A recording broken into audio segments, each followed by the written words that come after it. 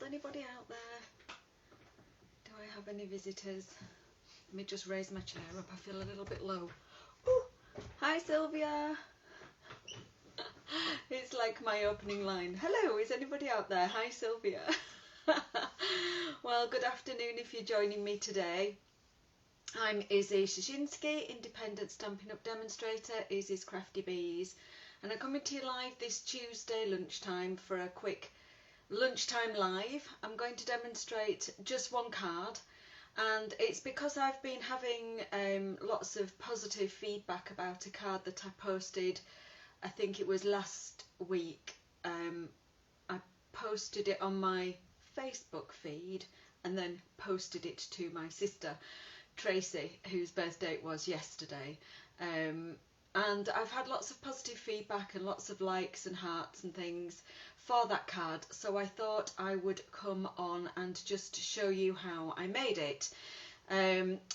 It's very similar, it was very similar to these two cards which I then made. I actually made these two cards after I'd made Tracy's card, and I made these same but different. So they are the same but different in themselves, in that they're different colours, but they're very similar to the one that I made for Tracy, except for this background.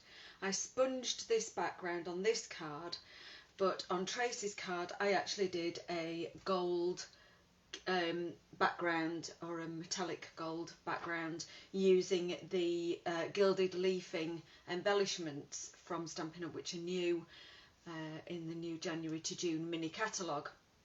So I wanted to come on really and just show you the technique I used for creating that background, and whilst I'm doing that then I will be showing you the whole card. So let's have a go. Let me spin my camera around.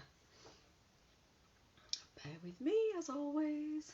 Here we go. I'll just get my camera down onto my workspace and try and level that up. It's just a bit of faffing just while I get myself level and in position. So as always, let me just pop my glasses on and I can see what I'm doing. As always, this is just where you can find me across social media. I've started a YouTube channel and I'm trying to build up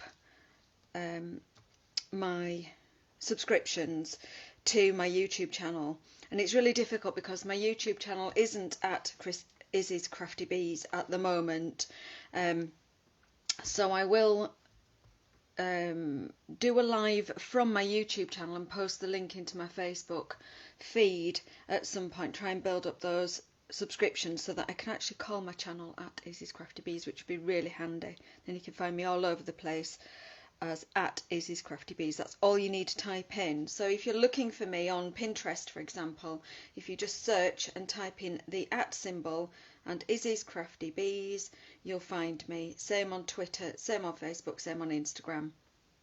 And if you're shopping with me online, you're not shopping direct with me in that you've not sent me an order direct via a message, but you're shopping at my shop, izzyscraftybees.stampinup.net. If you use this host code and your order is between £25 and £150, then I will send you a free gift next month. Thank you. And this order, incidentally, is going to be closing either at the end of this week or early next week. I'll say more about that in this evening's live. I'm going to be live again this evening, and I'll be saying more about my next order going in. So let's get on and make this card. So the background I'm going to show you how to do is this. So it's actually almost like a brush stroke but gilded leaf background. So it looks like brush strokes. Now the one I made for Tracy, I actually used Dress to Impress stamp set and the matching all dressed up dies. And the background I used for Tracy's card was this background stamp, and I stamped it several times and then used the Gilded Leafing embellishments. I'm going to show you a different technique to get this kind of finished result. That's the word I'm looking for. Don't know what's wrong with me. I also come with sound. Sometimes I forget to switch it on. Okay, so let's make the card, and I'm actually going to use white thick cardstock. So I'm using up my stock of Whisper White. Our white cardstock has changed to basic white. I explained this in my video last week. And I'm going to cut a piece of A4. Let me just slide that down ever so slightly, so I'm hoping that's in shot. I've opened up my measuring ruler on my trimmer, and I'm going to trim that down to 20 centimetres. I'm now going to score that at 10, and that makes one of those lovely long skinny cards that fit in a DL envelope. So there's my card base. Let me just quickly, oh, I've burnished the crease and made a lovely mucky mark across it. Never mind, for this video we'll use this side. Note to self to clean your tools. I actually only cleaned this yesterday, but there was a blob of glue on my bone folder, and that's caused that mark. Chances are it will come off with the glue rubber because it's only a bit of glue residue. So let's clean that up, and we can use the clean side. And the piece that I've cut off, I'm actually going to be doing the decoration on. So I'm going to leave it at the width that it is, but I'm actually going to trim off about 1/2 centimetre and just make that, let's have a look, just shorter than the base card, so it makes it tone on tone. So we have that white foreground and white background. So that's enough measuring. Let's move that out of the way, and let's get on with learning this technique for doing the gilded leafing in a brush stroke pattern. So I just want to talk a little bit about the gilded leafing embellishments. So the gilded leafing embellishments they come in a big pot, a really big pot, and they're very sensitive to, very light and sensitive to movement of air. So if you open, I'm leaving mine open inside a plastic box. And the other thing that you need in order to be able to stick down the gilded leafing is you need something that's tacky, that dries, that doesn't dry, that stays tacky. So for this demonstration, I'm actually going to use heat and stick powder from Stampin' Up, which is a granulated glue, a bit like embossing powder. And again, I've left that in its pot, and I use a plastic box just to capture it. But the technique I'm going to use is with the water brush, and we sell these in a pack of 3, and this is going to be the broad water brush, the broadest water brush. And I'm going to actually, and I'm using thick cardstock, so it will actually take on a little bit of water. I'm just going to sit down and pull myself up to my bench, and I'm actually going to squeeze some of the water. You might be able to see it going in from, I've actually filled the body of the brush, and you can maybe see it going in through the valve.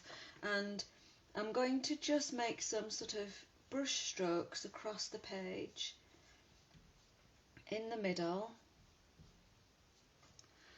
and I can see how wet that is. It just needs a little bit more because the thick paper is taking on some of that water. And now I'm going to sprinkle all the way across my heat and stick powder, and that should stick to where the,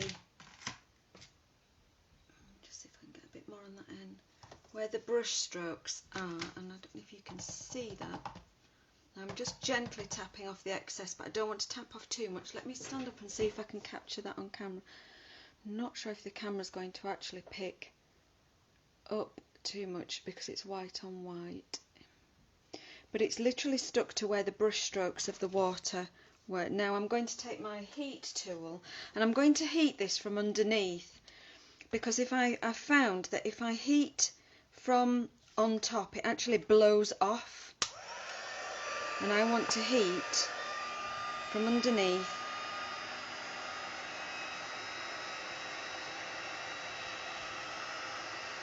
And I just want to heat it enough so that it goes tacky.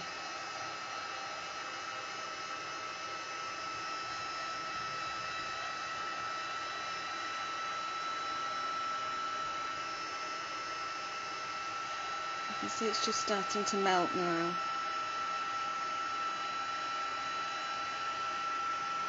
I don't want to overheat it because I don't want it to dry. I want it to stay tacky.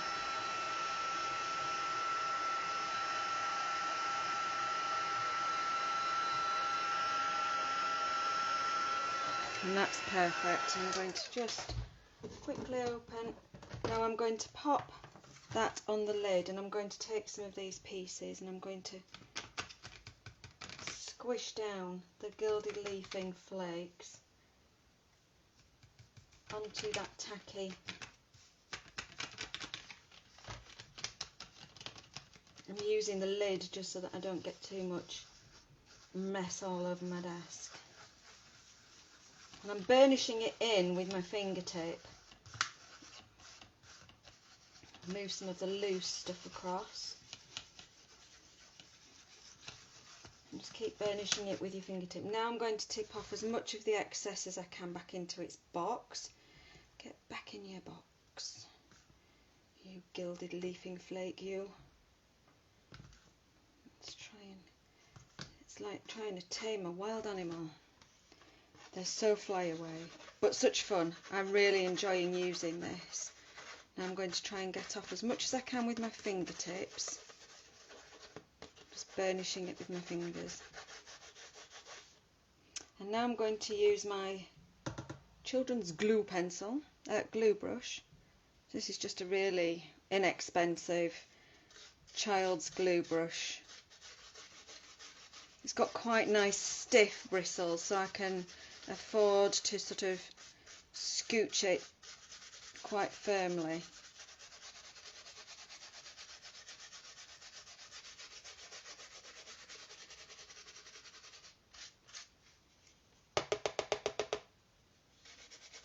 I'm really getting rid of some of that loose stuff now. It really is great fun to use this Gilded leaf embellishment. If you're the kind of person that really doesn't like getting messy, still don't be afraid of it, because it's not too messy in terms of, you know, inky fingers or wetness. It's just messy in that it flies about. It can fly about everywhere, but it's not as horrible as glitter. If you're a glitterphobe, I mean, I love a bit of glitter, but if you're a glitterphobe, I think you'll still get on with the gilding flakes. Okay, so I've just spent a few seconds scooching that across with that, and I think you'll agree, if that's catching the light, that you get not only that wonderful gold brightness, but you get a fabulous texture. I just want to hold that under the camera. You get such a lovely texture with the gilding flakes.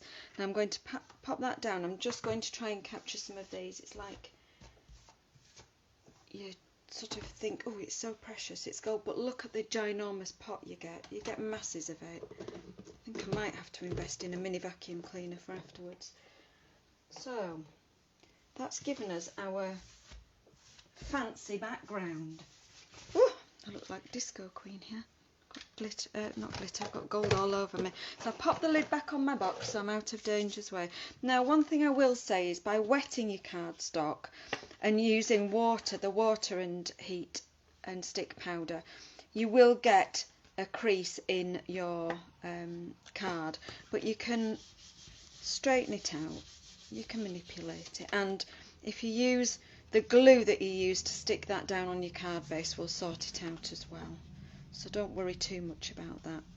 Be careful when you are trying to straighten it out that you don't add any creases. So don't be tempted to crease it, but just maybe give it a bit of persuasion. So that's the technique. So there you go. There's your Tuesday technique. And now I'm going to decorate the card. So just want to give you another couple of tips as well. I've chosen on my original card, and let me bring in one of those other ones. On this card, I stamped and coloured in. I stamped my images and then coloured them in using our alcohol blending pens, so stamping blends.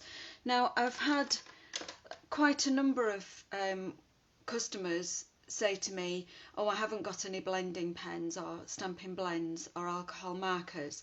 And my reply was, well, why not? They're in the catalogue, so I'll get some bought. But anyway, seriously, joking aside, if you don't and you have Stampin' Up inks, and I've just realised I've pulled off my shelf 4 different colours and they're all in the old style ink pads. So there, who am I to say about buying new things? I need to replace these colours with the new style ink pads because I've obviously had these a lot of years. So I'm going to show you how to colour in the images using watercolour, and I know I've shown you how to do watercolour techniques before, but I wanted to give you a bit of a tip. I'm going to stamp the image, and I'm going for the images I'm going to use the shimmer white cardstock because this will take on water. It's not as heavy as watercolour cardstock, but it will take on water and water-based inks really beautifully, and you get really lovely results. Now I'm going to use Memento black, and I can hear those of you who know which black ink to use with water shouting at me through the screen. And you can add comments, please do add comments.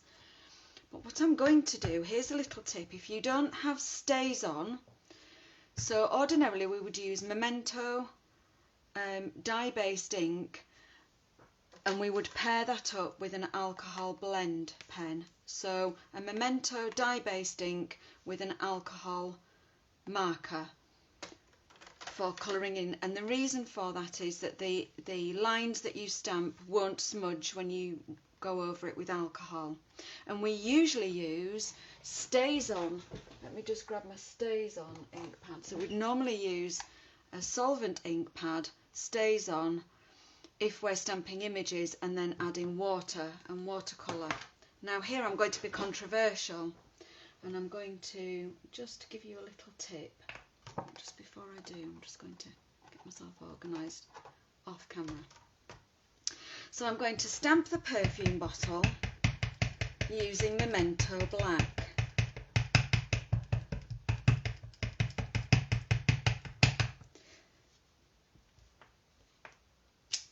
And I'm immediately going to cover that with clear embossing powder, and I'm going to pop the lid on so it doesn't dry. I'm going to heat. Again, I'm going to go from underneath so you might be able to see that changing. Keeping my heat tool moving, and you can see that setting now.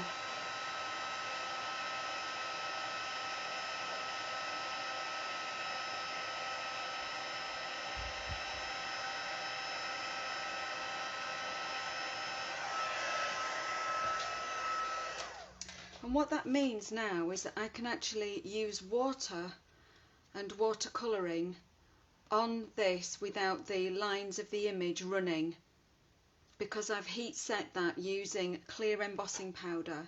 So it's almost like you get 2 inks with this and a pot of clear embossing powder and your heat gun. You've got 2 purposes for your Memento black ink, and that's really handy to know. We currently don't sell black embossing powder. We currently sell clear embossing powder, silver, gold and white embossing powder. So because we don't sell black, you can use your black ink, and the wetness of the ink will allow the clear embossing powder to stick to it, and you can heat emboss it. So I will just show you the watercolour technique, but I'm not going to bore you to death. Here are some I prepared earlier. So I've got all my pieces ready to finish this card. So let me just show you this technique. So I'm going to start, I'm using Sahara Sand, I'm using So Saffron Yellow, Melon Mambo, that lovely dark pink, and I'm using Old Olive Green. And I've got a little disgusting pot of water that's not very clean, and I've got a piece of kitchen roll, which I always have when I'm watercolouring. So I'm going to wet my brush, and I'm going to start with the yellow, and I don't know why I've just opened all of those pads, because the ink I need has been squished into the lid.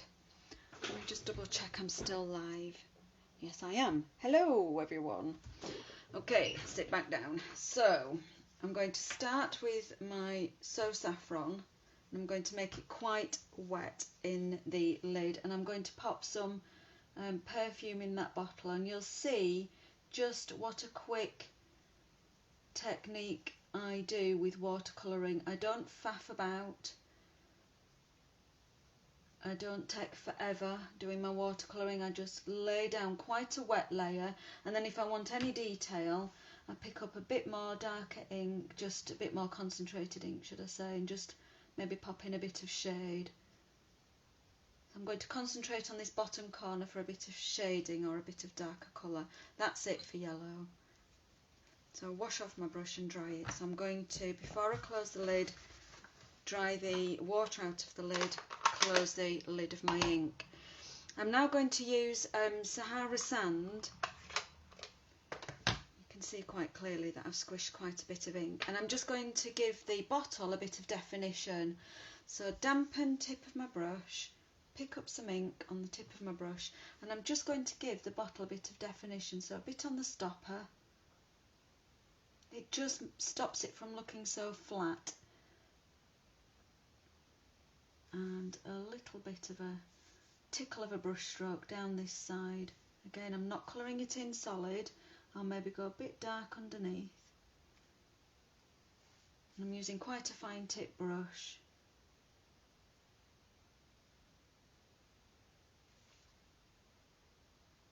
And that just gives the bottle a bit of an impression of being three-dimensional instead of flat. So that's me done with Sahara sand. And pop that one to one side. I'm going to, in fact I don't need the green because the green was for the leaves on the flowers, so let's get rid of that one as well. And I'm going to colour in the label in Melon Mambo, just to pull the whole design of the card together. And I just put that, I'm being careful to stay within the lines, but that's about the only faffing I'm doing.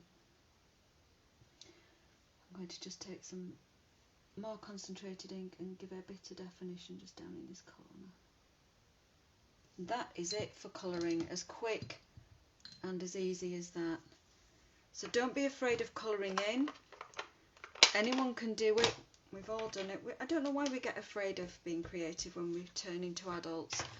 When I've done the after school clubs with the children in the past, I've always been astonished and amazed at how brave they are with just getting on and doing their crafting and creativity. They're just fabulous. No fear of it going wrong or not being the right style or anything. So what I would do next is I'm going to cut this piece out using the mini Stampin' Cut and Emboss machine, and the reason I'm going to actually just bring this into the frame and use the dies. What have I done with my dies? Well, I would do if I knew where I've tidied them away to. Oh, here they are, right next to me. The reason I want to bring in my machine is just to show you, and I will stand up for this.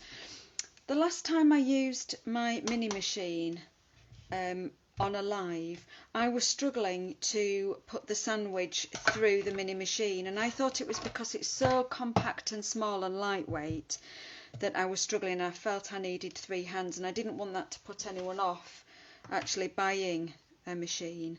I'm just going to trim that down. It will fit through, but if I just trim it down, just show you the sandwich. So what I want to show you is what I've learned is the making up the sandwich. So your base cutting plate goes first, then your next clear cutting plate goes next, and then your piece of image or whatever it is that you want to cut, your piece of paper, then your die, and then you put your next sandwich on top. Now what I'm doing is I'm leaving a little bit of a gap from this bottom cutting plate to the base plate, and then I'm going to put my sandwich over the top, so my next clear cutting plate, and I'm going to make sure that I'm going to just turn that to the side so you can see. So I've got my, if I turn it that way, base plate, My next plate is this one, and I'm leaving a bit of a lip here so that when I push that into the machine, it can actually push it down and form a bit of a point. So I can feed it in, and I can see already by tipping it upside down I've moved my die. Let's rectify that. And I can just give it a turn of the handle and it starts moving through. I'm not doing anything else, and I can actually move this hand onto the top and hold my machine. And that makes winding it through so much easier. I was thinking I was doing something incredibly wrong and I was needing 3 hands. I thought it can't be that difficult. So there we go, I've got my die cut piece. Let's move that to one side. So I just wanted to bring that in as a bit of a tip if you've ordered the machine or you've already got the machine and you're struggling as well. So let's finish off this card. So you can see my quite warped and bent piece of base layer. And that's warped because I added water to stick that down. So I'm going to use a nice strong glue to stick it down. So I think what I'm going to use is Stamp and Seal Plus. It's a tape. Ooh, golly. And I've just ripped all my paper off. Let me just try that one again. Ooh, ooh. I don't know what's happening there. I think it's because it's been damp. I might just go back to Tombow. Let's go with multi-purpose. And I will come back and investigate what was happening there. My Stamp and Seal Plus, I've never had that happen before. But I'm going to make sure, usually when I use multi-purpose liquid glue, I say less is more. Because this base layer is quite warped, I'm still being careful so it doesn't squidge out from around the edges. I'm putting plenty in the middle. I'm going to adhere that to my, I think I want it that way around because I quite like this interesting piece up at the top. I'm going to layer that down. I've just heard my husband come in the back door, so if he bursts in and demands lunch, it's because he doesn't know that I'm live, so we will forgive him. So I'm going to give this a really good press down, make sure that sticks. Being careful about using my bone folder now because it was dirty earlier and I've just put glue there. That's lovely, that's sticking. I'll just get my glue rubber and take that dirty bit of glue off the bottom, that looks ugly. Sticky fingers. So that's stuck really well to the base layer. That's created a really interesting brush stroked background. I really love that technique, and who knew you could use just water. Fantastic. So I'm going to stick my pieces down now. What I always do when I'm making a card with several different pieces is I lay them out first. So I've actually stamped and coloured 3 of the rose shapes from the stamp set. So if I just show you those, on the stamp set we've got 1 stamp with 2 flowers and 1 stamp with 1 flower. And I've stamped this one twice, this one once, just so we've got an odd number of flowers. And I'm going to just position them, decide where I want them roughly, so you can get to see the layout forming now. And then I've stamped a sentiment on black, so I've stamped it in Versamark ink and heat embossed it using white embossing powder, and then I've fussy cut round just for interest, and I'm going to position that just there. So let's get on and stick those down. I'm going to use some Stampin' Dimensionals, some of our fabulous sticky pads, and what I'm going to do when I position these, fumble fingers today, I'm going to actually position them away from the edge so I've got room to tuck those flowers underneath. And I will just go and grab, if I can find one of the titchy ones in my little holder here, I'm going to find one of the little titchy ones and just pop that on the stopper of the bottle. And I'm going to stick that to the base layer, and I'll just stick that there. And then I can stick these flowers straight under, and just because I've put the dimensionals in the middle, I can actually just stick them and just poke them under. And I'm going to use wet glue. Now you could use actually we could use glue dots here, because this surface now, this gilded surface, is quite non-porous. To use a wet glue, there'd be nowhere for it to soak into, so I'm actually going to just grab a glue dot. Let's go with the glue dot, and we'll just pop that flower underneath, and let's build up that picture, and we'll just peel back, have another glue dot here. And of course I've taken a bit more time, you know, off air to do these flowers, but you saw how it took no time at all to stamp and colour in that perfume bottle. So I hope you'll believe me when I say that this card is really quite quick and easy to make. I'm going to just grab one of those black dimensionals, because we have dimensionals that come in black and white, and I'm going to pop one of those in that corner because I want that to stand just there, and then I'm going to pop a little bit of glue on this side, and we can then stick the sentiment on.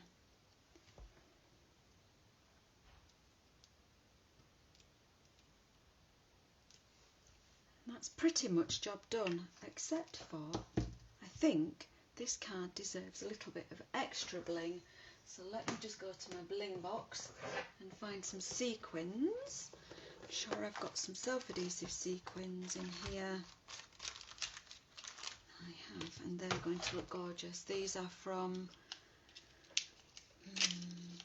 yes, the annual catalogue, but I can't remember the name. And I think these dark pink, oh, we've got this colour, which always looks lovely.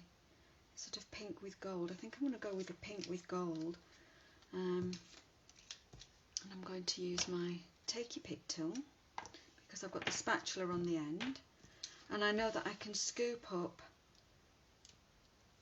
and lay down my sequins wherever I want them, so just pop that down. If you don't have a take a pick tool, I'm going to say again, why not? They're in the annual catalogue, but you do have snips. So I sometimes open up my snips and I'll just pick up a self-adhesive gem and just lay that down like that. And we'll just have one more. I think my preference is a sticky finger, obviously. My preference is the take your pick spatula end. Just pop that one down there. So I think I'm going to call that done. What do we think, everyone? And just think that background of that gilded leafing, what do we call it? I'm going to look at the tub. Gilded leafing embellishment. I think that just gives it such a fabulous look to the finished card, and so easy, so easy. So if you want to get this look yourself, it's the Gilded Leafing flakes, and you'll need a pot of the heat and stick glue as well, and they are in, I'm going to just actually find them while I've got you. They are in the mini catalogue, and if we go, I'm going to just show you how to go to the back of your catalogue and look at the index in the back.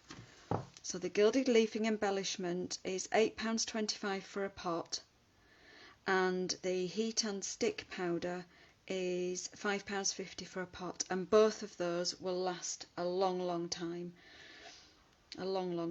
and you can use your heat and stick powder for other applications as well. And I will be showing you and sharing some other ways of using the Gilded Leafing flakes in other projects, but just let's have a look at that up close. Can you see the texture and the shine, but also can you see how where I've brushed across with that broad brush, I've got little splatters, and it's just made that kind of really, it just reminds me a bit of, I don't know, what does it remind me of? A bit like graffiti in a good way. Okay, well anyway, I hope you've enjoyed that card. I'm just going to come back to you, bear with me, and say a few closing words. Let me spin my camera around. Hello, here I am. So thank you again for joining me on this lunchtime live.